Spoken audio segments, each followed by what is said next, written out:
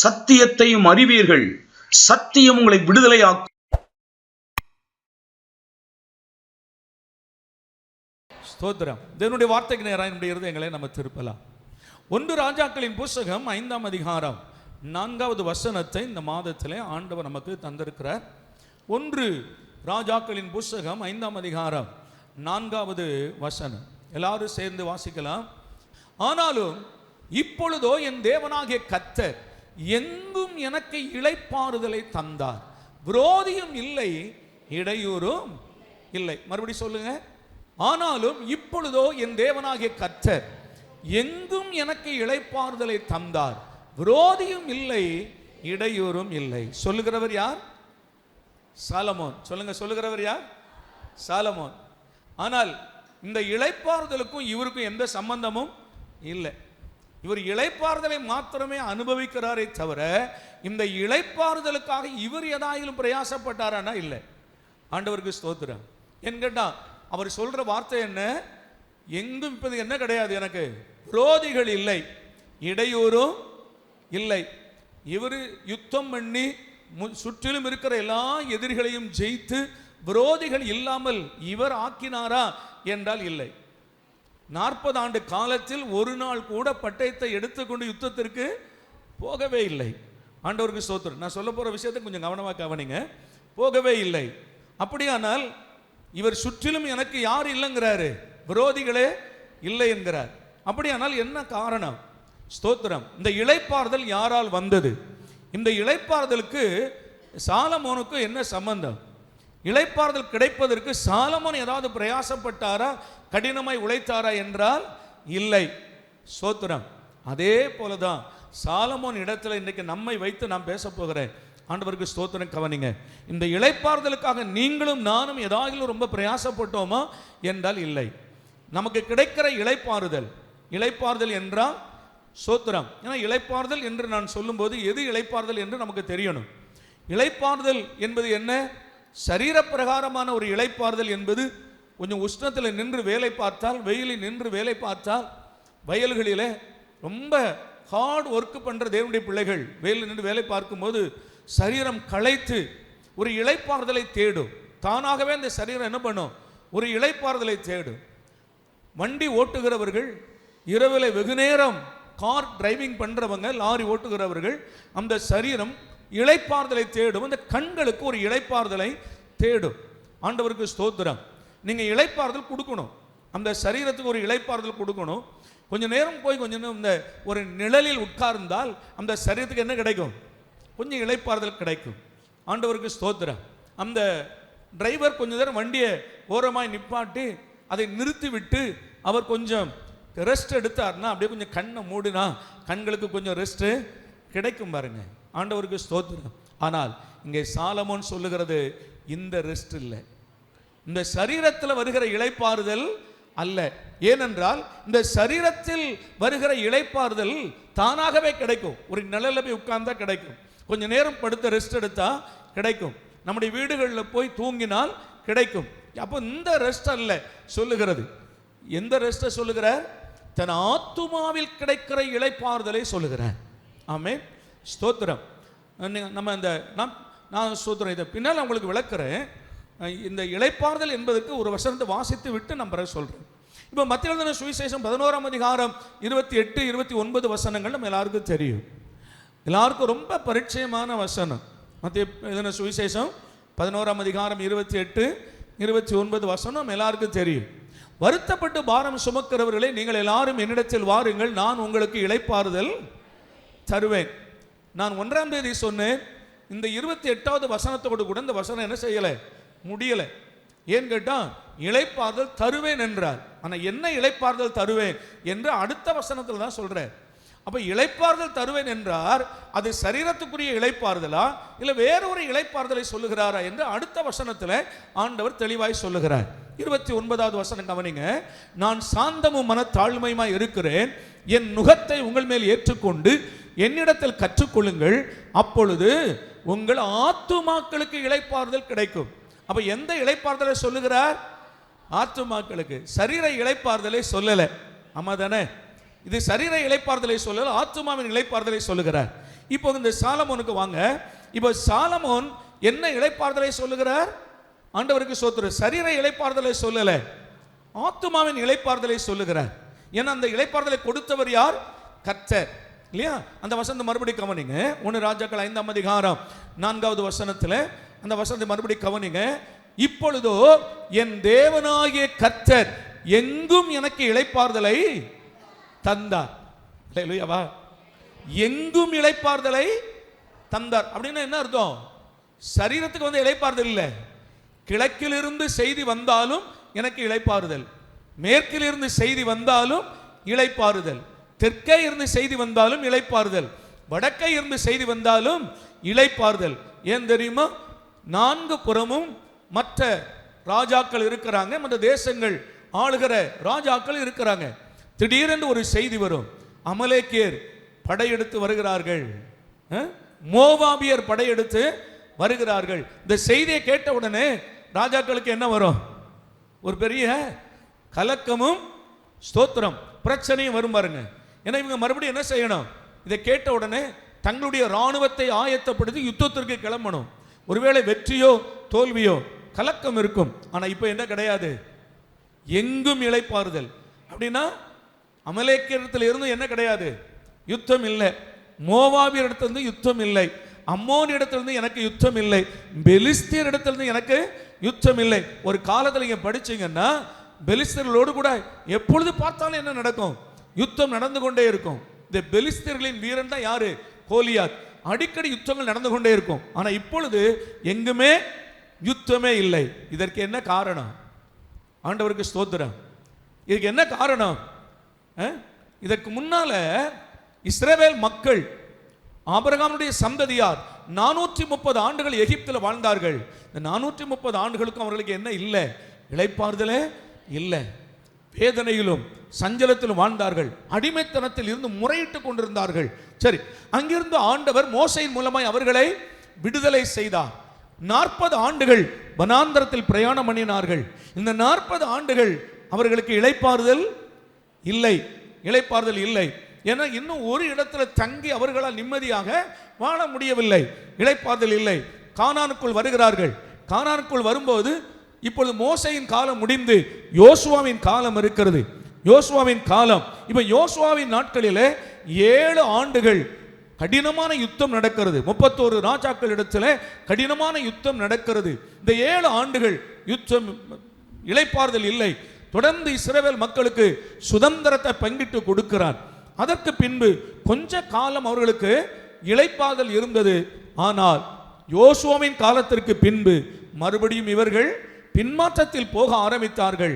ஸ்தோத்திரம். தேவனுடைய வழியை விட்டு விலகி இவர்கள் மறுபடி வேறு வழியிலே போக ஆரம்பித்தார்கள். அதனால் இவர்களுக்கு இளைப்பாறுதல் இல்லாமல் போனார்கள். மறுபடியும் நியாயாதிபதிகளுடைய காலம். நியாயாதிபதியுடைய காலத்திலும் இவர்களுக்கு மறுபடியும் பிரச்சனை பிரச்சனை பிரச்சனை. ஸ்தோத்திரம். இப்போ ஸ்தோத்திரம், சாமுவேலின் நாட்கள், கடைசி நியாயாதிபதி சாமுவேல். ஸ்தோத்திரம். அந்த சாமுவேல் நாட்களில் தான் சவுல் ராஜாவை அபிஷேகம் பண்ணி கொடுக்கிறார். இப்போ சவுலுடைய ஆட்சி காலம் 40 ஆண்டுகள். இந்த 40 ஆண்டு காலங்கள் மக்களுக்கு இளைப்பாறுதல் இருந்ததா என்றால் இல்லை. இன்னும் எதிரிகள், எங்கு பார்த்தாலும் எப்பொழுதும் படையெடுத்து வருகிற எதிரிகள், பெலிஸ்தருடைய பிரச்சனை, அமலேக்கியருடைய பிரச்சனை இருந்து கொண்டே இருக்கிறது. இளைப்பாறுதல் இல்லை. ஆனால் கர்த்தர் இப்பொழுது தாவீதை அபிஷேகம் பண்ணினார். கர்த்தர் தாவீதை அபிஷேகம் பண்ணி இஸ்ரவேலி மேல் கர்த்தர் ராஜாவாக கொண்டு வருகிறார். இப்பொழுது வேதம் சொல்லுகிறது, தாவீது போன இடங்களெல்லாம் அவனுக்கு கர்த்தர் ஜெயத்தை கொடுத்தார். அவன் சொல்லுங்க, போன இடங்களிலெல்லாம் தாவீது ஜெயித்தான். அமலேக்கியர்கள் படையெடுத்தால் அமலேக்கியர்களை அடக்கினான், பெலிஸ்தர்களை ஒடுக்கினான், எல்லா எதிரிகளையும் ஒழித்து தீர் மட்டும் 40 ஆண்டு காலங்கள், தாவீதின் ஆட்சி காலங்கள் 40 ஆண்டு காலங்கள். 40 ஆண்டு காலங்களிலும் எதிரிகளை ஆண்டவர் தாவீதின் கையில ஒப்பு கொடுத்தார். தாவீது மரிக்கும் காலத்தில் சுற்றிலும் ஒரு எதிரிகள் இல்லை. கரங்களை தட்டி கர்த்தருக்கு நன்றி சொல்லுங்க. தாவீதின் காலம் முடியும் போது சுற்றிலும் ஒரு எதிரிகள் இல்லை. எல்லாரையும் முறியடித்தான். ஆண்டவருக்கு ஸ்தோத்திரம். அல்லேலூயாவா. முறியடித்தான். இப்பொழுது தாவீதின் குமாரனாகிய சாலமோன் ஆட்சிக்கு வருகிறான். இப்பொழுது சாலமோன் அறிக்கை இடுகிறான், இப்பொழுதோ என் தேவனாகிய கர்த்தர் எனக்கு இளைப்பாறுதலை எங்கும் எனக்கு இளைப்பாறுதலை தந்தார், விரோதியும் இல்லை. அனுபவிக்கிறது யாரு? உழைச்சது யாரு? அல்லேலூயாவா. இப்ப நான் அப்படியே நம்மை நான் சொல்றேன். சாலமோன் இடத்துல தான் இன்னைக்கு நாமளும் இருக்கிறோம். ஆமா தானே? இன்னைக்கு நீங்களும் நானும் ரட்சிப்பை அனுபவிக்கிறோம், பாவம் மன்னிக்கப்பட்டிருக்கிறோம், ரட்சிப்பின் சந்தோஷத்தில் வாழ்கிறோம். இதற்காக நீங்களும் நானும் யாராவது உழைத்தோமா? யாராவது பாடுபட்டோமா? சிலுவை சுமந்தோமா? ரத்தம் சிந்தினோமா? எல்லாவற்றையும் தாவீதின் ஸ்தானத்திலே தாவீதின் குமாரனாகிய கிறிஸ்து நமக்காக யாவையும் செய்து முடித்தார். நமக்காக யாவையும் செய்து முடித்தார். நமக்காக யுத்தம் பண்ணினார். நமக்காக அவர் உழைத்தார். பிசாசோடு போராடினார். சிலுவையில் அவனை ஜெயித்தார். மரணத்தின் மூலமாய் அவனை தோற்கடித்தார். உயிர்த்தெழுதலின் மூலமாக அவனுடைய ராஜ்யத்திற்கு முடிவை உண்டாக்கினார். இப்பொழுது கர்த்தராகிய இயேசு நமக்கு ஜெயத்தை சம்பாதித்து கொடுத்தார். இன்றைக்கு நமக்கு என்ன இருக்கிறது? எங்கும், சத்தமா சொல்லுங்க, எங்கும். இந்த வசனத்துக்கும் நமக்கு சம்பந்தம் இருக்கான்னு நம்ம பார்க்கணும். இதுதான் செய்தி. அப்ப எனக்கு இந்த வசனத்துக்கு சம்பந்தம் இருக்குதா? சாலமோன் சொன்னார், இப்பொழுதோ எனக்கு எங்கும் இளைப்பாறுதலை தந்தார். யாரு? கர்த்தர்.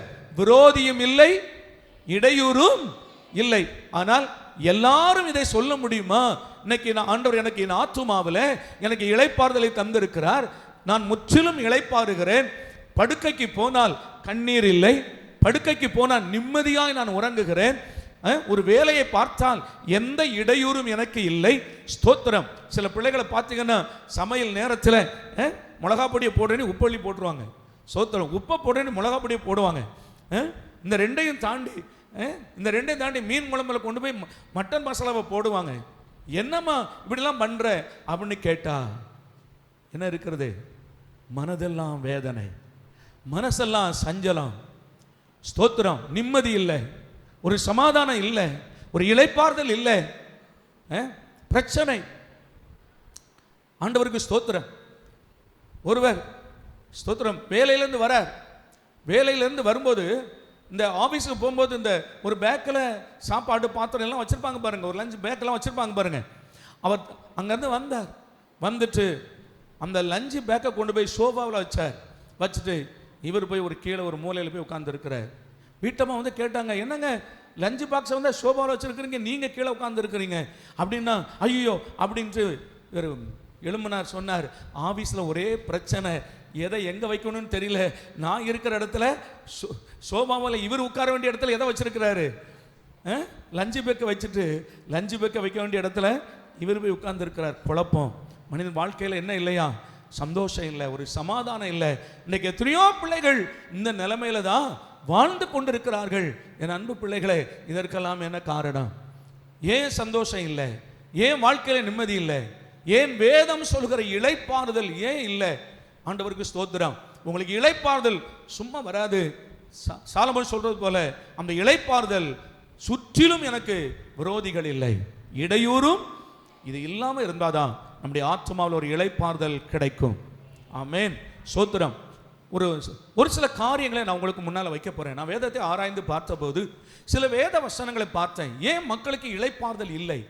இளைப்பாறுதல் இல்லாமல் போகிறதுக்கு என்ன காரணம்? ஆண்டவர் ஸ்தோத்திரம் இளைப்பாறுதலை சம்பாதித்து வைத்திருக்கிறார். பழைய ஏற்பாட்டிலும் சரி, புதிய ஏற்பாட்டிலும் சரி, சில இளைப்பாறுதலை தேவன் நமக்கு தந்திருக்கிறார். பழைய ஏற்பாட்டு காலத்தில் சாலமோன் சொல்கிறார் எனக்கு இளைப்பாறுதல். ஆனா அதே பழைய ஏற்பாட்டு காலத்தில் இளைப்பாறுதல் இல்லாமலும் மக்கள் அவதியுற்றார்கள். இதற்கு என்ன காரணம்? ஸ்தோத்திரம். சில வசனங்களை நான் உங்களுக்கு முன்னால வைக்கிறேன். அந்த வசனத்தை நம் வாழ்க்கையோடு கூட ஒப்பிட்டு பார்க்கலாம்.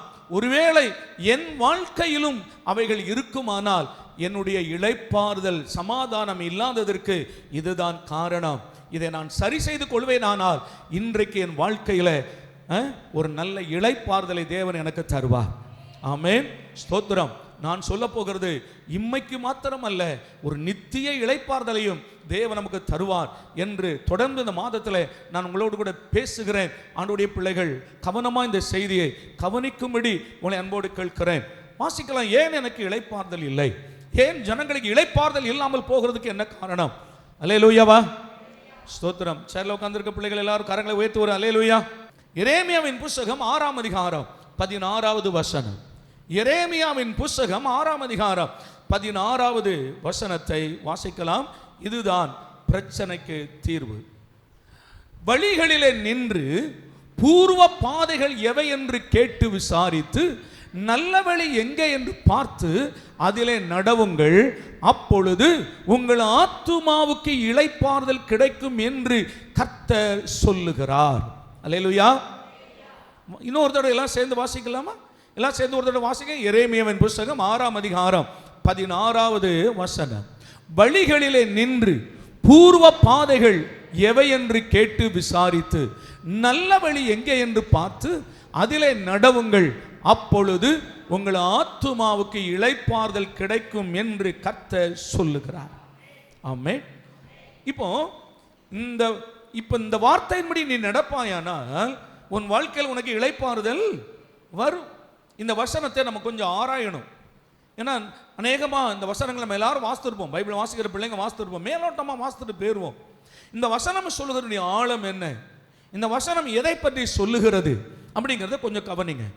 வழிகளிலே நின்று பூர்வ பாதைகள் எவை என்று கேட்டு விசாரித்து நல்ல வழி எதுவோ அந்த வழியிலே நடவுங்கள், அப்பொழுது உடைய ஆத்துமாக்களுக்கு இளைப்பாறுதல். இது என்ன வழிகள்? வழிகள் பூர்வ பாதைகள் எவை? இதை நீங்க விளங்கினாச்சா இந்த வழியில போனீங்கன்னா உனக்கு என்ன கிடைக்கும்? உன் ஆத்துமாவுக்கு இளைப்பாறுதல் கிடைக்கும். சரி, இந்த பூர்வ பாதை எது, இந்த வழிகள் என்றால் என்ன என்பதை குறித்து கொஞ்சம் ஆண்டுடைய பிள்ளைகள் கவனமாக கவனிங்க. இங்கே சொல்லப்பட்டு இருக்கிற இந்த வழிகள் என்று சொல்லுகிறவைகள் எவைகள் அப்படின்னு கேட்டீங்கன்னா,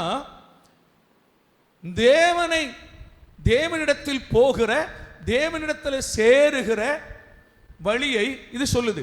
தேவனிடத்தில் போகிற வழி. ஆண்டவராக இயேசு சொன்னார், நானே வழி. அதான் நான் பின்னால் வருகிறேன் உங்களுக்கு. இப்போ வழிகள் என்று சொல்லப்பட்ட வேத வசனம் இயேசுவிடத்தில் வரும்போது எப்படி முடியுது?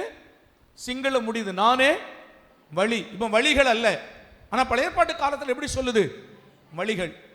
சரி, இப்போ கவனிங்க. இந்த வழிகள் என்று சொன்னா என்ன அப்படின்னு கேட்டீங்கன்னா, தேவனுடைய பிள்ளைகள் நடப்பதற்கு ஒரு வழியை, வழிகளை ஆண்டவர் இவர்களுக்கு ஏற்படுத்தி கொடுத்தார். புறஜாதி மக்கள் தங்களுக்கு எது சரி என்று தெரிகிறதோ அந்த வழிகளிலெல்லாம் இவர்கள் என்ன பண்றாங்களா? நடக்கிறார்கள். நீதிமொழிகளில் சாலமோன் சொல்லுகிறார், மனுஷனுக்கு செம்மையாய் தோன்றுகிற வழிகள் உண்டு. மனுஷனுக்கு செம்மையாய் தோன்றுகிற வழிகள் உண்டு. இப்ப மனுஷன் தனக்கு எதெல்லாம் சரி என்று தெரிகிறதோ அந்த வழிகளிலெல்லாம் நடக்கிறான். அது மாத்திரமல்ல, அசுத்த ஆவிகள் இவர்களுக்கு அநேக வழிகளை காண்பித்திருக்கிறது. புறஜாதி மார்க்கம் அநேக வழிகளை காண்பிக்கிறது. இந்த வழிகளில் எல்லாம் இந்த மக்கள் என்ன பண்றாங்களா? நடந்து கொண்டே நடக்கிறாங்க. ஆண்டவருக்கு ஸ்தோத்திரம். அதனால் இவர்களுக்கு என்ன இல்லை? இளைப்பாறுதல் இல்லை. அந்த வழிகள் என்ன சொல்லுகிறது? ஸ்தோத்திரம். நீ உனக்கு ஒரு தெய்வம் வேண்டும். ஏன்னா ஒரு கடவுள் இல்லாம நீ வாழ முடியாது. ஏன்னா மேலே சூரியன் இருக்கிறது, மழை பெய்கிறது, காற்றடிக்கிறது, சுவாசிக்கிறதற்கு எல்லாமே கொடுக்கிறதுனால கடவுள் இருக்கிறார். ஆகையினால நீ கடவுளை எப்படி தேடணும் என்றால், ஏன்னா அவன் கடவுளை அறியல, தன் இஷ்டத்திற்கு தனக்கு எது சரி என்று தோணுகிறதோ அவன் ஒரு விக்கிரகத்தை வைக்கிறான், அவைகளை தேடுகிறான், அவனுக்கு அதற்கு முன்னால் விழுகிறான், தன் பிள்ளைகளை அதற்கு பலி கொடுக்கிறான். இப்படி பலவிதமான வழிகளை மனுஷன் தேடி போகிறான். ஸ்தோத்திரம். இஸ்ரவேல் மக்கள் எகிப்து தேசத்துல 430 ஆண்டுகள் இருக்கிறாங்க. இந்த 430 ஆண்டுகள்ல ஆபிரகாம் வழியில் இவர்கள் நடக்கல. இவர்கள் எகிப்து தேசத்துல எகிப்தியர்கள் எந்தெந்த வழிகளை போனார்களோ அந்த வழிகளிலெல்லாம் இந்த மக்கள் போனார்கள். அந்த வழிகளெல்லாம் பின்பற்றி இவர்கள் சோரம் போனார்கள். இப்போ ஆண்டவர் அவர்களை எங்கிருந்து என்ன செய்கிறார்? விடுவிக்கிறார். விடுவித்து இவர்களுக்கு வாக்குத்தத்தம் பண்ணின கானான் தேசத்திற்கு இவர்களை அழைத்து கொண்டு போகிறார். அப்படி அழைத்து கொண்டு போகும்போது இவர்கள் இனி எகிப்தியருடைய வழியில நடக்கக்கூடாது, இவர்கள் பரிசுத்த வழியில, என் வழியில இவர்கள் நடக்க வேண்டும் என்று கர்த்தர் இவர்களுக்கு என்ன செய்தாரா? இவர்களுக்கு வழியை ஆண்டவர் கொடுத்தார். வாசிக்கலாமா? உபாகமத்தின் புஸ்தகம், உபாகமத்தின் புஸ்தகம் 5ஆம் அதிகாரம் 32, 33 வசனங்களை வாசிக்கலாம். உபாகமம் 5ஆம் அதிகாரம் 32, 33 வசனங்கள். உங்கள் தேவனாகிய கர்த்தர் உங்களுக்கு கற்பித்தபடியே செய்ய சமாதானமாய் இருங்கள். வலதுபுறம் இடதுபுறம் சாயாதிருப்பீர்களாக. நீங்கள் சுதந்திரிக்கும் தேசத்திலே பிழைத்து சுகித்து நீடித்திருக்கும்படி உங்கள் தேவனாகிய கர்த்தர் உங்களுக்கு விதித்த வழிகளில் எல்லாவற்றிலும். இதை ரொம்ப நீங்க கவனமா கவனிக்கணும். கர்த்தர் எதை கொடுத்திருக்கிறார்? ஆண்டவர் உங்களுக்கு வழிகளை தந்திருக்கிறார். தேவன் உங்களுக்கு வழிகளை தந்திருக்கிறார். அந்த வழிகள் எல்லாவற்றிலும் நடக்க கடவீர்கள். ஆமென், அல்லேலூயா. தேவன் உங்களுக்கு வழிகளை தந்திருக்கிறார். நான் விளக்குறேன், உங்களுக்கு வழிகளை தந்திருக்கிறார். ஆனா நீ இந்த வழியை விட்டுட்டு வலதுபுறமாவது சொல்லுங்க, இடதுபுறமாவது நீ சாயாத. ஏன்னா இங்க நிறைய வழிகள் இருக்கு, விசாலமான வழிகள் இங்க இருக்குது. இங்க அநேக வழிகள் இருக்கு. நீ இந்த வழியில சாயக்கூடாது. நான் உனக்கு எந்த வழியை விதித்திருக்கிறேனோ அந்த வழிகளை மாத்திரம் என்ன பண்ணு, நீ நடந்தால் உனக்கு என்ன கிடைக்கும்? நீ வாழ்வு கிடைக்கும், நீ சுகித்திருக்கலாம். அந்த வசனம் கவனிங்க. நீ சுதந்திரிக்கும் தேசத்திலே பிழைத்து சுகித்து. ஆமென் சொல்லுங்க சத்தமா. நீ தேவன் விதித்த அந்த வழியில நீ நடப்பாயானால் நீ பிழைத்து சுகித்திருக்க முடியும். தேவன் விதித்த வழி என்ன? அது இன்னும் கொஞ்சம் உங்களுக்கு விளக்க காமிச்சிடும், உங்களுக்கு ஈஸியா தெரிஞ்சிடும். ஆண்டவருடைய வழி என்ன? வாசிக்கலாம். லேவியராகமத்தின் புஸ்தகம் 18ஆம் அதிகாரம் 1 முதல் 5 வசனங்கள். லேவியராகமம் 18ஆம் அதிகாரம் 1 முதல் 5 வசனங்கள். பின்னும் கர்த்தர் மோசேயை நோக்கி, நீ இஸ்ரவேல் புத்திரருக்கு சொல்ல வேண்டியது என்னவென்றால், நான் உங்கள் தேவனாகிய கர்த்தர். நீங்கள் குடியிருந்த எகிப்து தேசத்தாருடைய செய்கையின்படி செய்யாமலும். அல்லேலூயா. நான் சொல்றேன், உங்களுக்கு வழங்குதா? இவங்க எகிப்து தேசத்தில் எத்தனை வருஷம் இருந்தாங்க? 430 வருஷம். இந்த 430 வருஷமும் எதை கற்றுக்கொண்டாங்க? எகிப்தியருடைய பழக்க வழக்கங்களை கற்றுக்கொண்டாங்க. அல்லேலூயா. அன்பு பிள்ளைகளுக்கு கவனமா கவனிங்க. நீங்க இருக்கிற கிராமங்கள், நீங்க இருக்கிற இடம், உங்களை சுற்றிலும் யார் இருக்கிறா? புறஜாதிகள், எகிப்தியர்கள் இருக்கிறாங்க. அவருடைய செய்கைகளை நம்ம என்ன பண்றோம்? டெய்லி பார்க்கிறோம். காலையில் எழுந்த உடனே முதல் வேலையா அவங்க என்ன செய்வாங்க? சொல்லுங்க. காலையில் எழும்பின உடனே பக்தி உள்ள பெண்களை பார்த்திருக்கிறோம். காலையில் எழும்பின உடனே பல்ல விளக்கிட்டு முகத்தை கழுவிட்டு முதல்ல போய் அங்கே ஒரு சாமியை ஒரு கும்பிடு போட்டு நெற்றியில அவர்கள் அதை அடையாளத்தை வைத்துக்கொண்டு மறுபடியும் வந்து வெளியில குற்றங்களை பெருக்கி தண்ணீர் தொளித்து கோலம் போடுவாங்க, கோலம் போடுவாங்க. ஆனால் ஒரு கிறிஸ்தவனுடைய வீட்டின் வாசல்ல எந்த அடையாளமும் சொல்லுங்க இல்லை, எந்த அடையாளமும் இல்லை. தண்ணீர் தெளிப்பது தவறா இல்லை, ஏன்னா காஞ்சி போய் கிடக்கும், காற்று அடிச்ச குப்பெல்லாம் வரும். அதனால கொஞ்சம் தண்ணியை தெளித்து கொஞ்சம் இடத்துக்கு நல்ல கொஞ்சம் ஸ்ட்ராங் ஆகிறது தவறு இல்லை. ஆனால் அதில் என்ன இருக்காது? கோலம் இருக்காது. இப்போ மற்றவர்கள் பார்க்கும்போது ஏன் இந்த வீட்டில் மாத்திர கோலம் இல்லை? ஸ்தோத்திரம். இப்போ ஆண்டவர் சொல்லுகிறார், நீ எகிப்தில் இருந்திருக்கிற அந்த புறஜாதி மார்க்கத்தின்படி நீ என்ன செய்யாத? வாழாத, அதை கற்றுக்கொள்ளாத. நான் உனக்கு ஒரு வழியை விதித்திருக்கிறேன். அல்லேலூயாவா. நான் விதித்த வழியில் நீ நட. நீ வலதுபுறம் இடதுபுறம் என்ன பண்ணக்கூடாது? சாயாத. நான் உனக்கு விதித்த வழியில் நட. அப்பொழுது உன் ஆத்துமாவுக்கு என்ன கிடைக்கும்? இளைப்பாறுதல் கிடைக்கும். இன்னைக்கு ஏன் அநேக பிள்ளைகளுக்கு இளைப்பாறுதல் இல்லை? புறஜாதியான் செய்யற மாதிரியே நாம என்ன பண்றோம்? செய்கிறோம். புறஜாதியா செய்யற மாதிரியே செய்கிறோம். நாமளும் கோலம் போடுறோம். நாமளும் நம்முடைய பிள்ளைகளுக்கு ஒரு ஃபங்க்ஷன் அப்படின்னா உலகத்தான் எப்படி நேரம் பார்க்கிறானோ, அவன் எப்படி நிமித்தம் பார்க்கிறானோ, அதே போல நாமும் நேரம் பார்க்கிறோம். நல்ல நேரத்தில் நல்ல நல்ல ஸ்தோத்திரம் நேரத்தில் ஏதாவது நடக்குதா? நல்ல நேரத்தில் செய்கிறோமா? நேரம் பார்க்க ஆரம்பிச்சிருக்கிறோம். ஆண்டவருக்கு ஸ்தோத்திரம். இதை செய்துட்டு அப்புறம் பாஸ்டர்கிட்ட வந்து, பாஸ்டர் பிரச்சனையே தீரலை, இத்தனை வருஷம் சபைக்கு வரோம், தீரவே தீராது. நீ சாகிற வரைக்கும் தீராது. அல்லேலூயா. நீ என்னைக்கு கேட்ட? நான் சபையில் சொல்ற சத்தியத்துக்கு என்னைக்கு செவி கொடுத்த? நான் ஏன் சொந்த கருத்தை பேசல, நான் பைபிளை பேசுறேன். அல்லேலூயாவா. நீ என்றைக்கு இதற்கு செவி கொடுப்பியோ அன்றைக்கு இதில் சொல்லப்பட்ட ஆசீர்வாதங்களும் உனக்கு வரும். பைபிளில் சொல்லப்பட்ட ஆசீர்வாதம் ஏன் வரல என்று கேட்டா, பைபிளில் சொல்லப்பட்ட சத்தியத்தை நீ கை கொள்ளாததுனால இதுல சொல்லப்பட்ட ஆசீர்வாதமும் என்ன பண்றதில்லை, வர்றதில்லை. அல்லேலூயா, ஆண்டவருக்கு ஸ்தோத்திரம். புறஜாதியான் என்ன செய்யறானோ அதை நீயும் செய்யற. கர்த்தர் சொல்றார், அவர்களில் இருந்து நான் உன்னை பிரித்தெடுத்தேன், நீ என்னுடையவனாய் இருக்கும்படி நான் உன்னை பிரித்தெடுத்தேன். அதனால் உலகம் செய்கிறதை போல நீ செய்யாத. ஸ்தோத்திரம். இந்த புறஜாதி மார்க்கத்தை நீ என்ன பண்ணாத, கற்றுக்கொள்ளாத, அதன்படி செய்யாத. நான் உனக்கு ஒரு வழியை நான் வச்சிருக்கிறேன். வாசிக்கலாமா? எகிப்து தேசத்துடைய செய்கையின்படி செய்யாமலும் நான் உங்களை அழைத்து போகிற கானான் தேசத்தாருடைய செய்கையின்படி செய்யாமலும். எங்க கூட்டிட்டு போறார்? கானானில் ஏற்கனவே எந்த சந்ததி அங்க இருக்கிறது?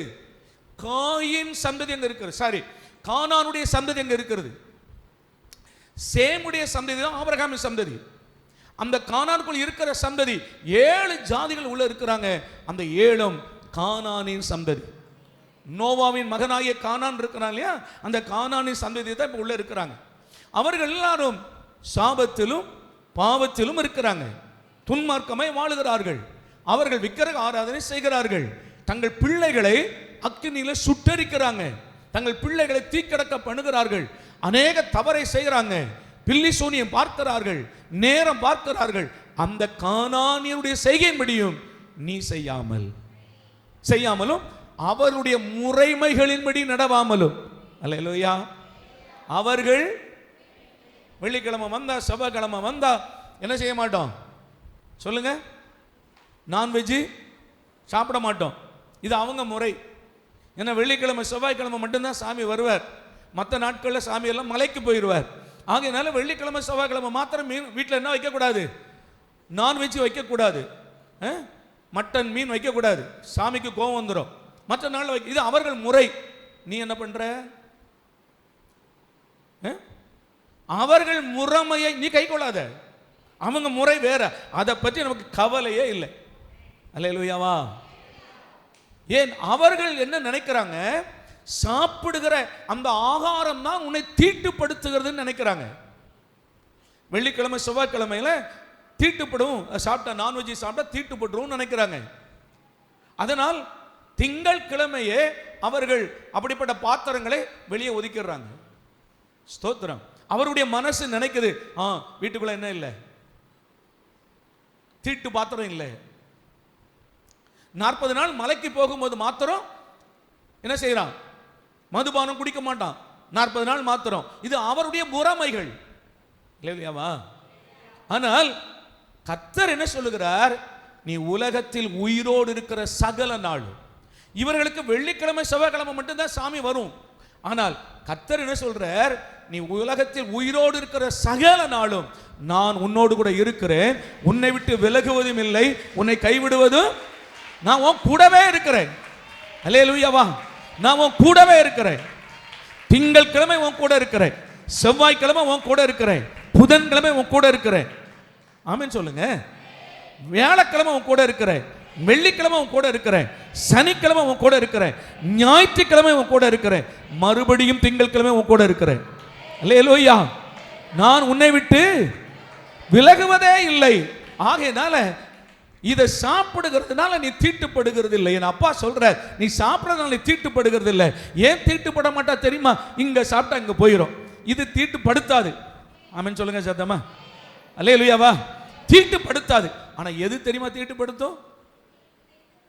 அப்பா அழகா சொல்ற, எது தீட்டுப்படுத்தும்? இருதயத்தில் இருந்து புறப்பட்டு வருகிற வார்த்தைகள், கெட்ட வார்த்தைகள், கெட்ட சிந்தைகள், கெட்ட செய்கைகள், இதுதான் உன்னை தீட்டுப்படுத்தும். இதற்கு விலகி உன்னை காத்துக்கொள். இப்ப நான் உனக்கு ஒரு வழிகளை விதித்திருக்கிறேன், என்னுடைய வழிகள் நான் உனக்கு காண்பித்திருக்கிறேன். நீ அந்த வழியில நீ நடப்பாயானால் நீ என்ன செய்யலாம் தெரியுமா? நீ போகிற பார்த்தியா கானான் தேசம், அந்த கானான் தேசத்துல நீ நீடித்து இருக்கலாம். அல்லேலூயா. 100 வயது கிழவனும் வாலிபன் என்று எண்ணப்படும் அளவிற்கு அந்த தேசத்தில் அவனை ஆசீர்வதிப்பேன். ஆமென். வாலிபர்கள் மரிப்பதில்லை, உன் காலத்திற்கு முன்னால் நீ மரிப்பதில்லை. கோலூன்றி நடக்கும் கிழவர்கள் உன் தேசத்தில் இருப்பாங்க. நீ நீடித்த நாட்களா இருப்பாய். அந்த வசனம் போடு மக்களே. எங்க வாசித்தோம்? எதுல? லேவியராகவும் இல்ல உபாகமம் 5ஆம் அதிகாரத்தில் உங்கள் தேவனாகிய கர்த்தர் உங்களுக்கு கற்பித்தபடியே செய்ய சமாதானமாக இருங்கள், வலதுபுறம் இடதுபுறம் சாயாது இருப்பீர்களாக, நீங்கள் சுதந்திரிக்கும் தேசத்திலே பிழைத்து சுகித்து நீடித்திருக்கும்படி. ஆமென். நீ போகிற தேசத்துல நீ சுகமா இருப்பாய், பிழைத்து இருப்பாய். ஆமென் சொல்லுங்க. அல்லேலூயாவா. நல்லா இருக்குல்ல அந்த வார்த்தை? நீ சுகமா இருப்பாய். சொல்லுங்க சத்தமா. ஆமெனே வர மாட்டேங்குதே. சுகித்திருப்பாய். அல்லேலூயா. நீ சுகமா இருப்பாய். 3 யோவான் 2ஆம் வசனம் சொல்லுகிறது, உன் ஆத்மா வாழ்கிறது போல நீ எல்லாவற்றிலும் வாழ்ந்து சுகமா இருக்கும்படி உன்னை வேண்டிக் கொள்கிறேன். நீ சுகமா இருப்பாய். பக்கத்துல சொல்லுங்க, சுகமா இருப்பாய். பரவாயில்ல, நீங்க பேசாத ஆளா இருந்தாலும் பரவாயில்ல, சொல்லுங்க சுகமா இருப்பாய். ஆமா தானே? அல்லேலூயா. வியாதிகள்லாம் போயிடும். சுகமா இருப்பாய். அவர் என்ன சொல்றார் பாருங்க, நீ சுகித்து பிழைத்திருப்பாய். ஆண்டவர் உன்னை கூப்பிடுகிற வரைக்கும் வியாதி உன்னை கூப்பிடாது. ஆண்டவர் உன்னை கூட்டிட்டு போகிற வரைக்கும் ஸ்தோத்திரம். உன் வீட்டு காரியங்களை ஒழுங்குபடுத்து, நான் உன்னை கூட்டிட்டு போறேன் சொன்னார் ஆண்டவர் எசேக்கியாவிட்ட. அதே போல நம்மை ஆண்டவர் அழைத்து போகிற வரைக்கும் கர்த்தர் உனக்கு நீடித்த நாட்களை உனக்கு தருவார். ஸ்தோத்திரம். இப்போ ஆனா நீ செய்ய வேண்டியது என்ன? உங்கள் தேவனாகிய கர்த்தர் உங்களுக்கு விதித்த வழிகள், அந்த வழியில நடங்க. சரி, இப்போ இன்னும் கானானுக்குள்ள போகிறதுக்கு முன்னாலே வேலையில சொல்ற. அப்ப அந்த வழிகளை இங்கே கொடுக்கிற. நீ அங்க போய் நடக்க வேண்டிய வழி இங்கே கொடுக்கிற. அந்த வழிகள் தான் யாத்திராமத்தின் புஸ்தகம் 20ஆம் அதிகாரம் 1 முதல் நம்ம அதை வாசிக்கிறோம். 1ஆம் வசனத்தில் இருந்து யாத்திராமத்தின் புஸ்தகத்தில் 12-17 வரைக்கும் அந்த வழிகளை ஆண்டவர் சொல்லுகிறார். தேவன் பேசி சொல்லிய சகல வார்த்தைகளும் ஆவன, உன்னை அடிமைத்தன வீடாக எகிப்து தேசத்து புறப்பட பண்ணின உன் தேவனாகிய கர்த்தர் நானே, என்னை அன்றி உனக்கு வேறே தேவர்கள் உண்டாயிருக்க. இதுதான் கர்த்தர் விதித்த வழிகள். நல்லா கவனிங்க. இதுதான் ஆண்டவர் சொன்ன வழி. இந்த வழியில் நீ என்ன பண்ணு? நட. அப்புறம் ஒவ்வொரு வருஷம் நமக்கு தெரியும். கீழே அப்படியே வரும்போது ஓய்வு நாளை பரிசுத்தமாய் ஆசரிக்க நினைப்பாயாக, பொய் சொல்லாதிருப்பாயாக, களவு செய்யாதிருப்பாயாக, விபச்சாரம் செய்யாதிருப்பாயாக, பொய் சாட்சி சொல்லாதிருப்பாயாக, பிறனுக்குரியவைகளை ஈச்சியாதிருப்ப. இதுதான் ஆண்டவர் கொடுத்த வழிகள். இல்லையா? சொல்லுங்க.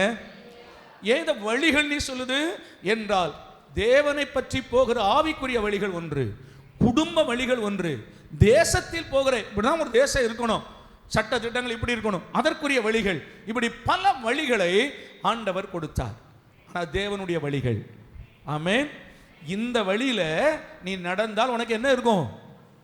இளைப்பாறுதல் கிடைக்கும். ஆனால் இவர்கள் கானானுக்குள் போன பிறகு கொஞ்ச நாள் இவர்கள் தேவனுடைய வழியிலே நடந்தாங்க, கர்த்தருடைய வழியிலே நடந்தார்கள் யோசுவாவின் காலம் வரைக்கும். அதற்கு பின்பு இவர்கள் தேவனுடைய வழியை விட்டு விலகினார்கள். கர்த்தர் இவர்களை எதிரியின் கையில ஒப்பு கொடுத்தார். நியாயாதிபதி காலங்கள் முடிகிறது, சவுலின் காலங்கள் வருகிறது. இளைப்பாறுதல் கிடைத்ததா என்றால் இல்லை. அதற்கு பின்பு தாவீதின் காலம் வருகிறது. தாவீது தான் உத்தமமாய் கர்த்தருடைய வழியிலே நடந்தவன். ஆமென். கர்த்தருடைய வழியிலே உத்தமமாய் நடந்ததுனால எல்லா எதிரிகளையும் ஆண்டவர் தாவீதின் கையில ஒப்பு கொடுத்தார். ஆண்டவருக்கு ஸ்தோத்திரம். இப்போ எதிரிகள் இல்லை, அதனால இளைப்பாறுதல் வந்து விட்டது. இந்த இஸ்ரவேல் மக்கள் அதற்கு பின்னால பார்த்தீங்கன்னா மறுபடியும் வழி விலகினார்கள். இப்போ வாசிக்கலாம். எரேமியாவின் புத்தகம் 6:16 வாசித்தோம்ல, அங்க இன்னொரு வசனம் இருக்குது, அதையும் வாசிக்கிறேன். வாசிப்போம், கவனிங்க. எரேமியாவின் புத்தகம் 18ஆம் அதிகாரம் 15வது வசனம். எரேமியாவின் புத்தகம் 18வது அதிகாரம் 15வது வசனம். என் ஜனங்களோ என்னை மறந்து மாயையான விக்கிரகங்களுக்கு தூபம் காட்டுகிறார்கள், செப்பனிடப்படாத பாதைகளிலும் வழியிலும் அவர்கள் நடக்கும்படி அவைகள் அவர்களை பூர்வ பாதைகளாகிய. விளங்குதா? அந்த பூர்வ பாதை எது? இப்ப எரேமியா 6:16 என்ன வாசித்தோம்? நீங்கள் வழிகளிலே நின்று பூர்வ பாதை எதென்று கேட்டு விசாரித்து நல்ல வழி எதுவோ அதில் நடவுங்கள், அப்பொழுது உங்கள் ஆத்மாவுக்கு இளைப்பாறுதல். இந்த பூர்வ பாதை என்றால் எது என்றால், சீனாய் மலையிலே இஸ்ரவேல் மக்கள் இன்னும் கானானுக்கு போகிறதுக்கு முன்னால் கர்த்தர் இவர்களுக்கு ஒரு வழியை கொடுத்தாரே, அதுதான் பூர்வ பாதை. நீ தலைமுறை கை கொள்ள வேண்டிய பாதை இதுவே. இந்த வழியை விட்டு மக்கள் என்ன பண்ணாங்களாம்? விலகினார்கள். இந்த வசனம் நல்லா கவனிங்க, இந்த வசனம் நல்லா கவனிங்க. எரேமியாவின் புத்தகம் 8ஆம் அதிகாரத்தில் 18, 15 இந்த வசனத்தை கொஞ்சம் கவனிங்க. என் ஜனங்களோ என்னை மறந்து, ஆமென் ஆமென், என் ஜனங்களோ என்னை எகிப்தின் அடிமைத்தனத்தில் இருந்து உன்னை மீட்டு கொண்ட அவரை மறந்தார்கள். செங்கடலை பிளந்து நடத்தி கொண்டு வந்தாரே, மறந்தார்கள். 40 ஆண்டுகள் வனாந்தரத்தில் மன்னாவை கொடுத்து போஷித்து காப்பாற்றி வந்தாரே, மறந்தார்கள். மறந்து மாயையான விக்கிரங்களுக்கு தூபம் காட்டுகிறார்கள். அல்லேலூயாவா சொல்லுங்க. எவ்வளவு வருத்தம் இருக்கும் ஆண்டவருக்கு, எவ்வளவு வேதனை இருக்கும். மாயையான விக்கிரங்களுக்கு என்னை மறந்து போயிட்டான்பா. தோல்ல வைத்து என் பிள்ளைகளை நான் சுமந்து வந்தேன், அப்படிதானே சொல்றாரு. தகப்பன் சுமக்கிறது போல வனாந்தரத்தை 40 ஆண்டுகள் நான் தோல்ல வைத்து சுமந்து கொண்டு வந்தேன். கழுகு தன் குஞ்சுகளை சுமப்பது போல 40 ஆண்டுகளை சுமந்து கொண்டு கானான்ல சேர்த்தேன். இந்த ஜனங்களோ என்னை மறந்தார்கள். அல்லேலூயா சொல்லுங்க. நீங்க கொஞ்சம் யோசித்து பாருங்க. ஒரு பெற்ற தாயோ தகப்பனோ தன் பிள்ளைகளை அப்படி வளர்த்து ஆளாக்கப்பட்ட அந்த பிள்ளைகள் அந்த பெற்றோர்களை மறந்து போகும்போது எவ்வளவு ஒரு வேதனை. ஆமா தானே? கர்த்தர் சொல்றார், என் ஜனங்கள் என்னை மறந்துட்டாங்க, நான் அவர்களுக்கு செய்த எல்லா நன்மைகளையும் மறந்துட்டாங்க. மறந்து விக்கிரகத்துக்கு போய் தூபம் காட்டிக்கிட்டு இருக்கிறான். அவைகள் ஏதாவது இவைகள் இந்த ஜனங்களுக்கு நன்மை செய்ததா? எகிப்திலிருந்து இந்த தெய்வங்கள் விடுதலை செய்ததா? வனாந்தரத்தில் இவர்களை நடத்தினதா? ஒண்ணுமே செய்யலையப்பா. நான் தானப்பா உன்னை சுமந்து வந்தேன், நான் தானே உனக்கு இத்தனை வருஷம் உன்னை போஷிக்கிறேன், நான் தானே உன்னை பாதுகாக்கிறேன், நான் தானே உன்னை காப்பாற்றி வருகிறேன். இரவும் பகலும் நீ சேதப்படாமல் 40 ஆண்டுகள் வனாந்தரத்தில் நடக்கும்போது கொடிய விஷமுள்ள கொள்ளிவாய் சர்ப்பங்களும் தேள்களும் நிறைந்த இடத்தில் நீ நடக்கும்போது ஒன்று கூட உன்னை சேதப்படுத்தாமல் பாதுகாத்தேனே.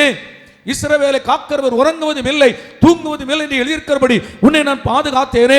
உன் கால்கள் 40 ஆண்டுகள் நடந்தும் வீங்கவில்லையே. ஆனால் இன்னைக்கு நீ மறந்து போய் விக்கிரகத்துக்கு போய் தூபம் காட்டி கொண்டிருக்கிறையே, என் ஆலயத்தை பூட்டி போட்டு விட்டு எனக்கு ஆராதனை செய்யாமல் நீ போய் தூபம் காட்டி கொண்டிருக்கிறாயே. அல்லேலூயாவா.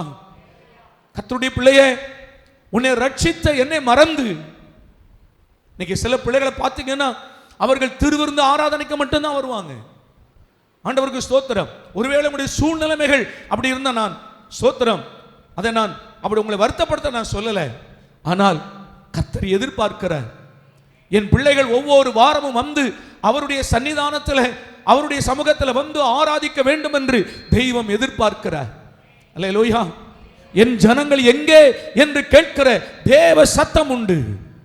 நான் 10 பேருக்கு அல்லவா சுகம் கொடுத்தேன், ஒருவன் மாத்திரம் வந்திருக்க 9 பேர் எங்கே என்று கேட்கிற ஆண்டவர் சத்தம் உண்டு. ஆண்டவருக்கு ஸ்தோத்திரம். என் அன்பு மக்களே, தேவனுடைய இருதயத்தை நான் உங்களுக்கு சொல்லுகிறேன். கர்த்தர் எதிர்பார்க்கிறார். என் ஜனங்கள் என்னை மறந்து போனார்களே, நான் விதித்த வழிகளை விட்டு அவர்கள் வேறு வழி போய்விட்டார்களே. அந்த வசனம் நல்லா கவனிங்க. தூபம் காட்டுகிறார்கள், செப்பனிடப்படாத பாதைகளிலும் வழியிலும் அவர்கள் நடக்கும்படி. கவனிங்க இந்த வார்த்தை, அவைகள் நடக்கும்படி. அவைகள் எவைகள்? எவைகள்? விக்கிரகங்கள். அவைகள் அவர்களை பூர்வ பாதையாகிய அவருடைய வழிகளில் இருந்து இடரும்படி செய்கிறது. எது?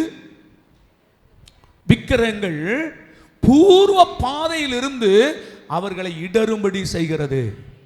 அல்லேலூயா. என் ஜனமே, நான் விதித்த வழியிலே நீ நடப்பாயானால், நான் உனக்கு வைத்திருக்கிற வழியிலே நடப்பாயானால் அப்பொழுது உன் ஆத்துமாவுக்கு இளைப்பாறுதல் கிடைக்கும். அல்லேலூயா. ஆண்டவருக்கு ஸ்தோத்திரம். என் பிள்ளைகளை, ஏன் இளைப்பாறுதல் இல்லை? ஏன் எனக்கு சமாதானம் இல்லை? ஏன் எனக்கு நிம்மதி இல்லை? உலகத்தானை போல நானும் நிம்மதி இல்லாமல் இருக்கணுமா?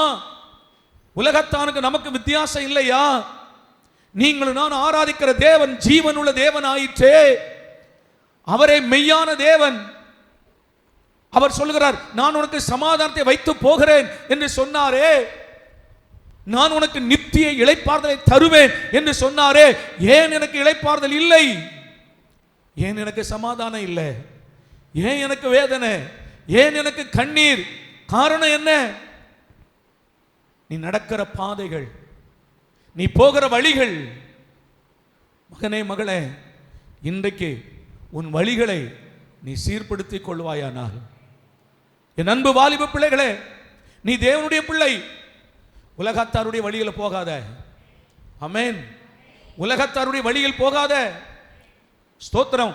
ஒருவேளை கோர்ட் சொல்லியிருக்கலாம், யார் வேண்டுமானாலும் யாரோடு வேண்டுமானாலும் எப்படினாலும் என்ன செய்யலாம், வாழலாம் என்று கோர்ட் சொல்லலாம். ஆனால் நம்முடைய கோர்ட் இதுதான். அல்லேலூயாவா.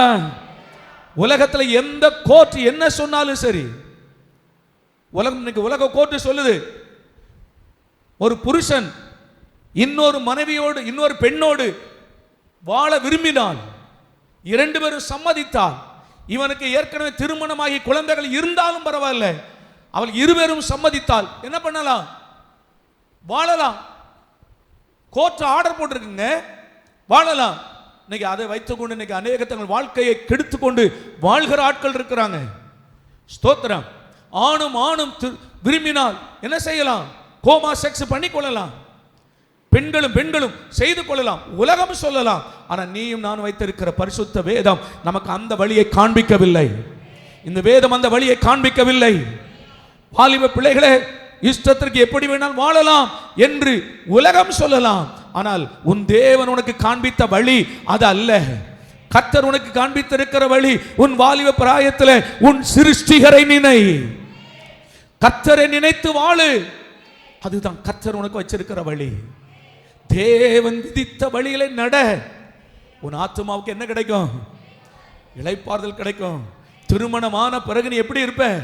சந்தோஷமா இருப்ப, குடும்பமா மகிழ்ச்சியா இருப்ப.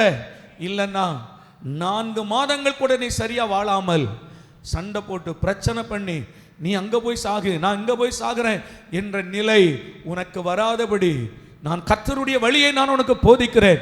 கர்த்தருடைய வழியில் நடப்பாயானால் உன் வாழ்நாள் முழுவதும் உனக்கு இளைப்பாறுதல், உன் வாழ்நாள் முழுவதும் உனக்கு சமாதானம், உன் வாழ்நாள் முழுவதும் உனக்கு மகிழ்ச்சி உண்டாகும்.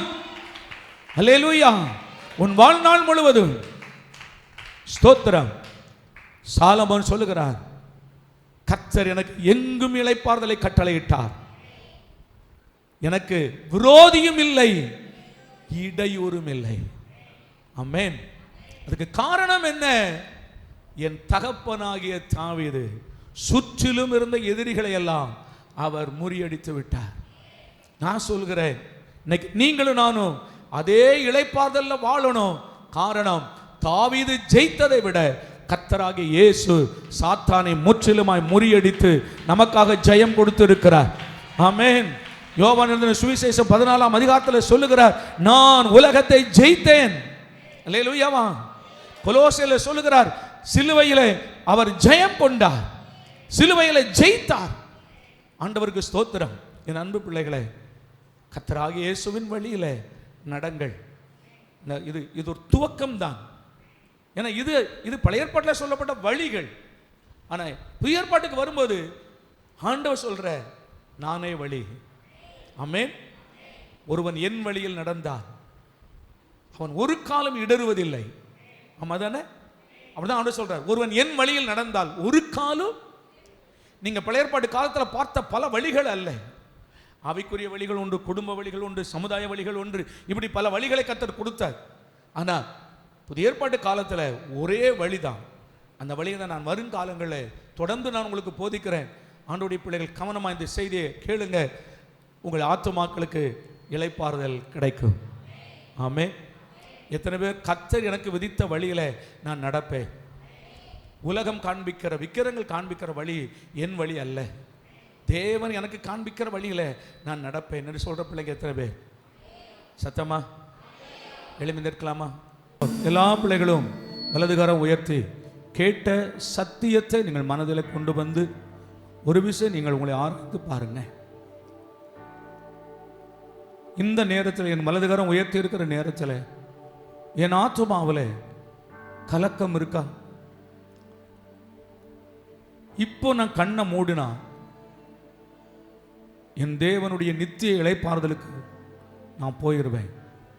இப்போ நான் கண்ணை மூடினா என் தேவனுடைய ராஜ்யத்திற்கு நான் போயிடுவேன் என்று நீங்கள் 100% உத்தரவாதத்தோடு சொல்ல முடியும்னா உன் ஆத்துமாவில் இளைப்பாறுதல் இருக்கிறது. இல்லை, என் வாழ்க்கை சரியில்லை, நான் இன்னும் ஆண்டவருக்குள்ள சரியா நடக்கலை, நான் இன்னும் குணப்படலை, ஆண்டவருடைய வருகை வந்தாலோ இல்லை நான் கண்ணை மூடினாலோ நான் தேவனுடைய ராஜ்யத்திற்கு போவேனான்னு எனக்கு தெரியல என்ற குழப்பத்தில் மகனே மகளே நீ இருப்பாயானால் இந்த சத்தியத்தை கை கொள்ளணும். நீ தேவனுடைய வழியை பூர்வ பாதையில் நீ நடக்கணும். இந்த பூர்வ பாதையில் நீ நடப்பாயானால் ஸ்தோத்திரம், உன் ஆத்துமாவுக்கு உனக்கு இளைப்பாறுதல் கிடைக்கும். அந்த இளைப்பாறுதலை எவராலும் எடுத்து போட முடியாது. தேவன் தருகிற இளைப்பாறுதலை எந்த மனுஷனாலும் எடுத்து போட முடியாது. என் அன்பு மக்களே, உலகம் காண்பிக்கிற வழி நமக்கு வேண்டாம். உலகம் காண்பிக்கிற வழி நமக்கு வேண்டாம். ஸ்தோத்திரம். உலகத்தார்கள் அந்த வழிகளெல்லாம் கர்த்தருடைய வழியை விட்டு, நீதியின் வழியை விட்டு வேறு வழியாய் நம்மை கொண்டு போய் விடும். அது உனக்கு வேண்டாம். ஸ்தோத்திரம். கர்த்தரை ஆராதிக்காத, சத்தியத்தில் நடவாத எந்த மனிதர்கள் காண்பிக்கிற தவறான வழியில நீ போக வேண்டாம். இன்றைக்கு தீர்மானம் எடு. ஸ்தோத்திரம். வாலிப பிள்ளைகள் ஒப்பு கொடுங்க. கர்த்தர் காண்பிக்கிற வழியை விட்டு நான் வேறு வழியில போகக்கூடாது. ஸ்தோத்திரம். நான் சத்திய வழியில மாத்திரம்தான் நான் நடக்கணும்.